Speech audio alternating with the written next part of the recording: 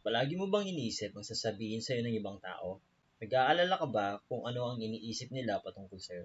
Well, if that's the case, your life isn't yours. Yes, you heard that right. Your life isn't yours. If you always care what others think of you.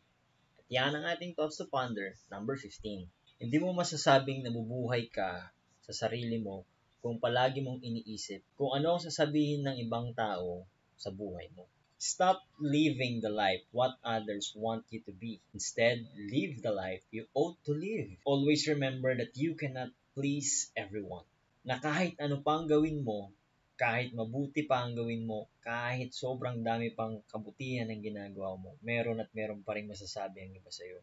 Huwag kang papadala sa dinidikta ng iba sa kung paano ka mamuhay. Ang gawin mo, mamuhay ka ayon sa layunin mo. Ano nga ba ang purpose mo sa buhay? Yan ang kailangan mong alamin. Because knowing your purpose gives you direction in life. In that way, you will not worry about others kung ano yung iniisip nila patungkol sa'yo. Kasi alam mo na kung saan ka patungo, alam mo yung nilalakar, alam mo yung direksyon ng buhay mo. Kaya don't always care what others think of you.